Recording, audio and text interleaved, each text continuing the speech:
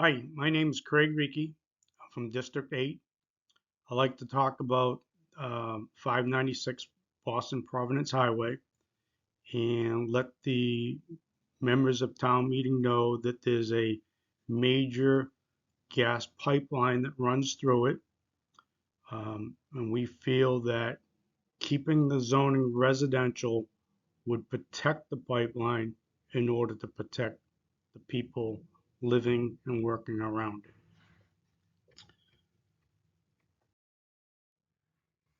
Norwood zoning bylaws, one of the major purposes of it is to protect the health and safety of inhabitants. This is an aerial view of the project, and you can see that it abuts the ramp going down to Route 1 from the Rotary. It also abuts the neighborhood to the east, and between those is the pipeline. There's the ramp that I'm sure most of us have driven down. Right to the right of it is the pipeline itself, and on the bottom is the Neponset Street neighborhood, the dead end section. And again, going back to the property, you can see the little dotted yellow lines. That's where the business is accessed from through Access Road rather than the ramp, rather than the neighborhood. And it's a very tight parcel of land. It's only 2.33 acres. Along the gas pipeline, it's clearly marked. It was constructed in 1952. It's 71 years old, and it was clearly marked at the time of the last purchase. And the question, or several questions, arise as to whether uh, town meeting was fully informed in 2021 when it flipped the zoning from residential to commercial. Um, Keeping it residential meant that there could be no construction along the pipeline. And the number one question is whether people knew there was a pipeline there at all, and that there's a blast zone that extends beyond the property lines, that the evacuation or blast zone is 330 feet in all directions, and that zone extends into the Neponset Street neighborhood and across Route 1. And depending on where in that parcel, if there was a potential incident, it could actually hit the rotary. Um, was town meeting informed that the original 1952 pipeline route was deliberately routed to avoid the population, and that new zoning now invites human activity around that pipeline?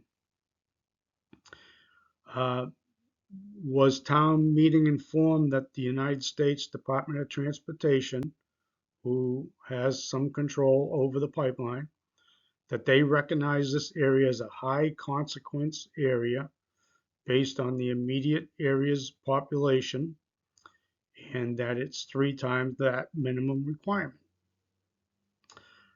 That the excavation and construction around the pipeline increases the chance of a potential damage to the pipeline.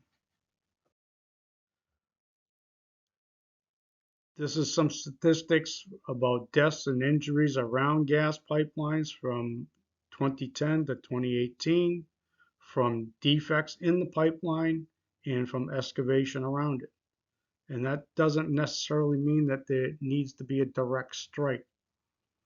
There's been over 5,000 incidents over 600 injuries, or excuse me, almost 600 injuries, more than 125 fatalities, more than 800 fires, 3,000 explosions, and 4 billion in damages.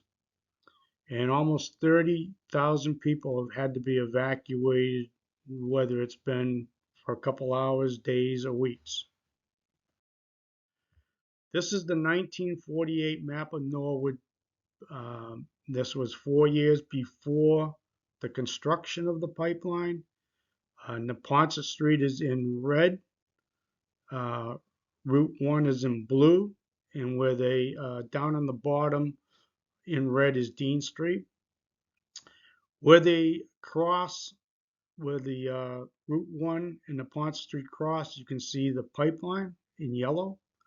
The pipeline starts at the top left on the east side of Route 1, but they purposely moved it over to the east side so that to avoid the population, there was almost nobody living on that side of Route 1 at the time.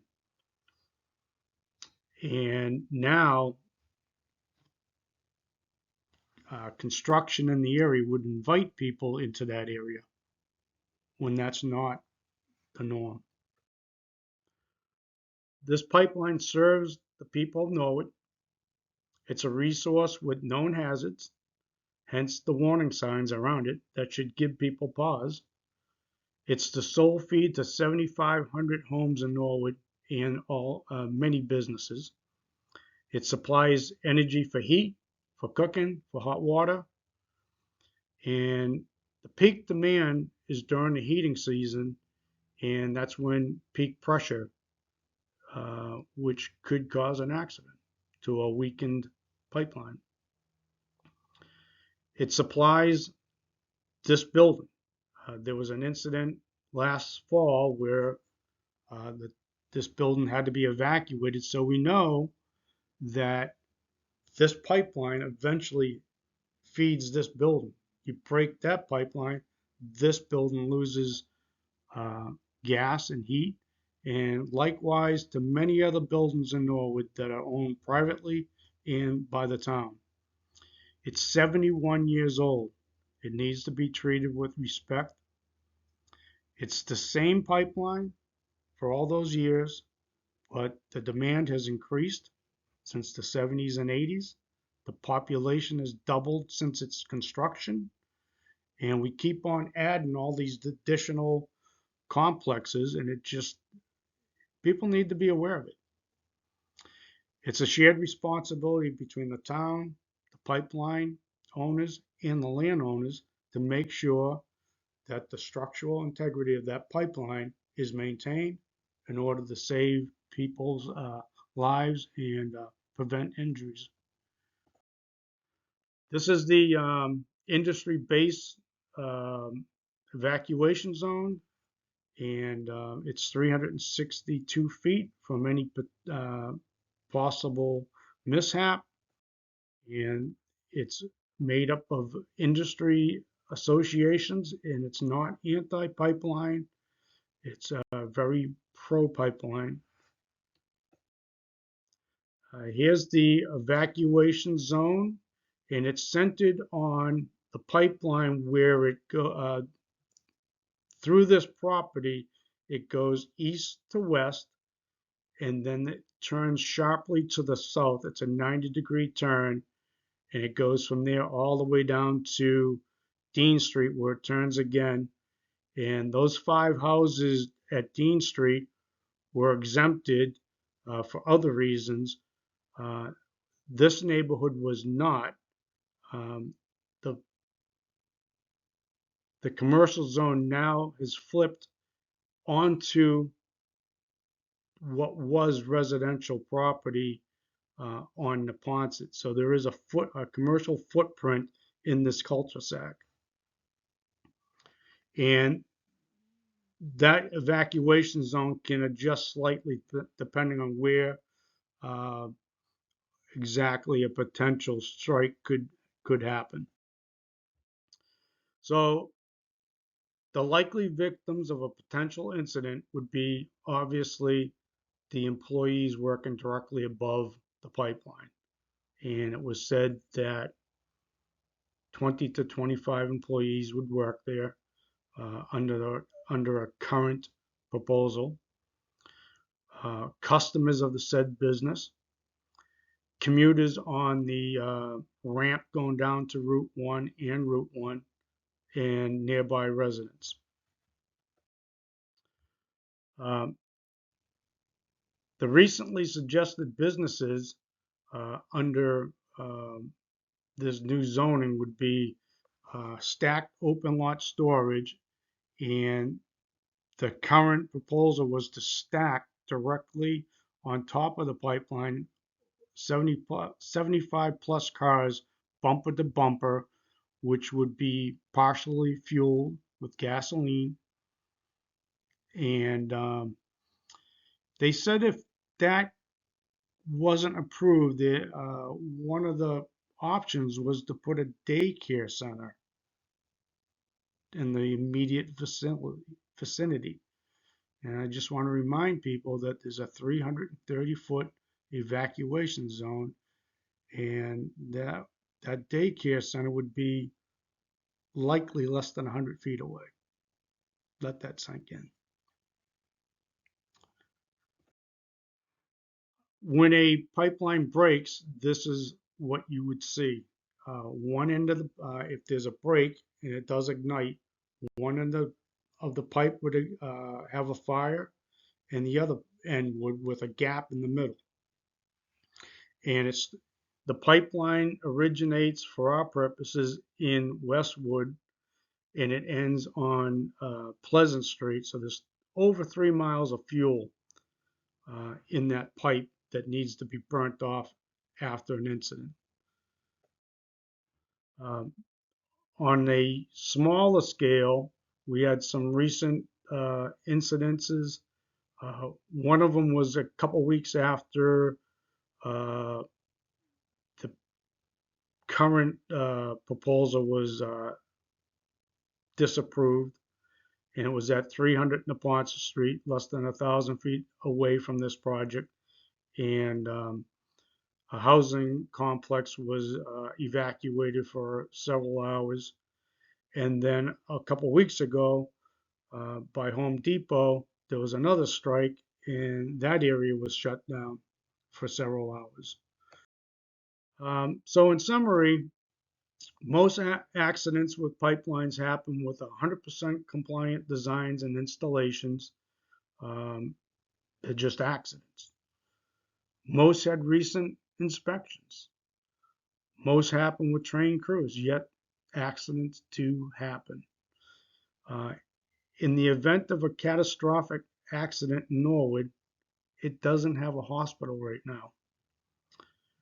During the 2021 town meeting, it was advised that future problems could be rectified by changing the zoning.